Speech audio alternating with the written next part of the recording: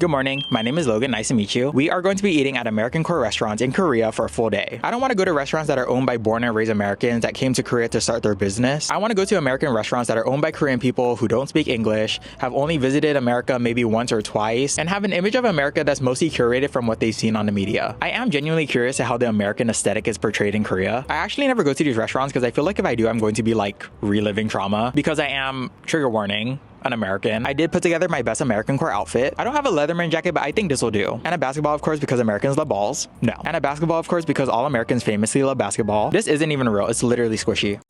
Okay, I'm hungry. Let's eat breakfast.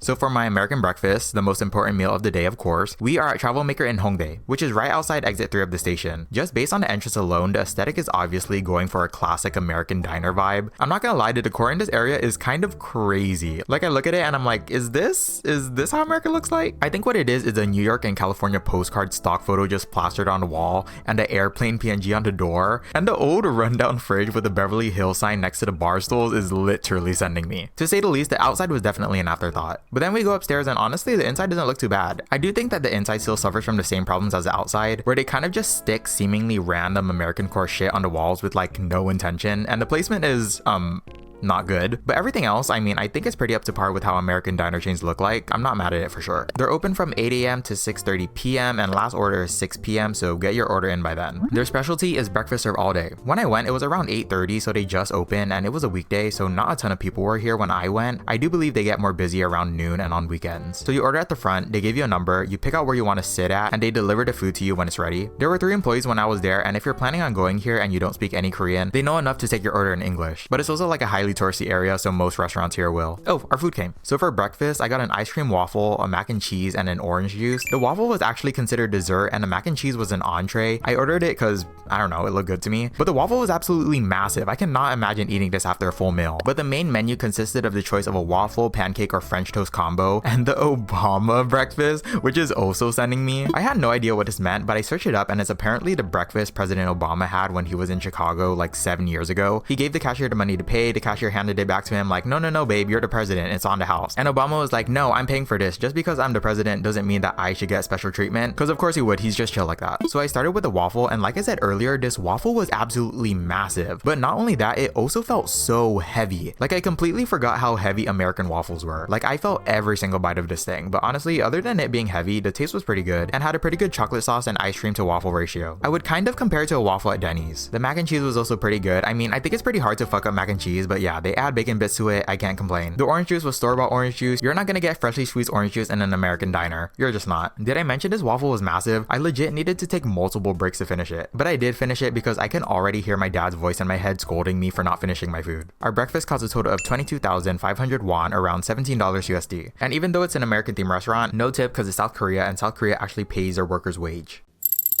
God bless v-logan. Okay, so for lunch, I'm so excited because we are going to Heilora. Or if you're a normie, hey Laura. But I don't know, I just like saying it like that. Hey Laura, hey Laura, hey Laura. This place is located in Mangwon, and the name of this place is actually named after a song with the same name by Gregory Porter. So I know I could be wrong, but their logo looks like it's supposed to resemble Spam. This restaurant definitely evoked more of the American core vibe. The whole concept of this restaurant is a very popular concept in Korean pop culture. In Korea, this concept is commonly called high-teen. High-teen is a widely used term in Korea that comes from the English words high school and teenager. It refers to the culture and fashion that can be easily seen in Western coming-of-age movies during the 1990s and early 2000s, such as Clueless and Mean Girls. So basically the Y2K aesthetic in America. But in this restaurant specifically, I do think it feels more of a parody of America than American itself, whether intentional or not. But that being said, I'm absolutely obsessed with this place. Unlike Travelmaker, the decorations on the walls actually feel intentionally placed, and it just all works together so well. It truly does not get any more American core than this in Korea. They're open every day from 12 p.m. to 9 p.m., but they have break time from 3:30 p.m. to 5 p.m., so don't go in between those hours, I'm warning you. And last order is at 8:30 p.m. It's usually packed when they open, so choose a time wisely. I came here around 2:45, so I had just a little more than half an hour to finish my food and get out of there before their break time. Like, don't still be eating when it hits their break time, just don't. There were 2 employees, 1 cooking and 1 server. They spoke very minimal English, but you order on the screen that's on every table, so no hassle. Very sweet people, by the way. They're very nice and welcoming. Their menu was all burgers because it was an American burger place, a side of your choice, and a drink. I got their signature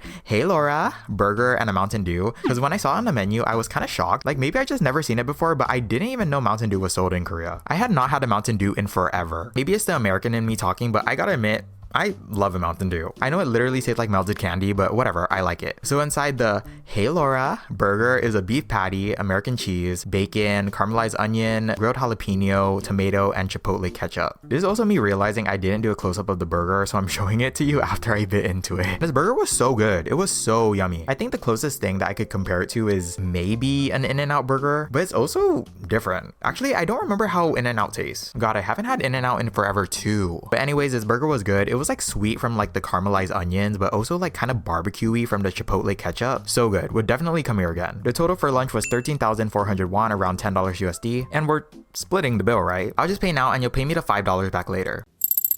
God bless v-logan. For dinner, they don't have a light up sign, so it's kind of hard to see at night, but we are at 오른손푸드카페. Direct translation being right hand food cafe. I'll get back to the name later. And it's located in Kwanak. This place is branded as an American bistro, and their clientele consists of mostly college students, since Seoul National University is very nearby. The aesthetic was very eclectic, it was giving very organized mess, and personally as a maximalist, I of course loved it. This restaurant had a very lived in vibe and had crazy amounts of detail. Like it would for sure take some time to notice every single thing in here. Also great mood lighting with the different bulbs in each lamp. They're open from 11:30 a.m. to 9 p.m. Break time is from 3 p.m. to 5 p.m. and last order is 8:40 p.m. I came here around 8 p.m. This was owned and ran by a husband and wife, the husband being the cook and the wife being the server. They also had a little description on the menu of the restaurant's backstory. My Korean reading comprehension admittedly isn't the strongest, but I think I got the general idea. To sum it up for you, oh lord. Basically, the husband's father had worked in an American restaurant in Korea for pretty much his whole life and originated the recipes in this restaurant. Because of his father, the husband was very interested in American culture, so he studied abroad in America for a bit. And while he was there, he also went backpacking around the States and went to many different American food franchises. He started his business in Korea in 2012 based on what he saw and learned in America, and moved to this location that I'm in 2017. Right Hand Food Cafe originated from Bible verse Isaiah 41:10, which was his mom's favorite. It's basically like right hand of the father. Both of them spoke minimal English, but they were very sweet people. Also, after I told them I was American, they were like immediately so much more interested in me. But I did ask them if a lot of Americans come here, and they said not really. Most foreigners that come here are either from Spain or Canada, so I get it. Their menu consisted of choices of pastas, burgers, and steaks. So for my American dinner, I got the chicken cream pasta, and I don't know what enticed me to get it, but I also got a Cass beer. All of the American food is doing something to my brain. I'm scared. The pasta was pretty good though. I don't really have an American franchise pasta I would compare this to, but this is also an American pasta recipe that was made by a Korean that never lived in America, so I also think this was a serving for at least 2 people because they gave me tongs along with the pasta. The beer was beer, and I took the subway back home. I didn't drive, don't worry. Total was 22,000 won, around $16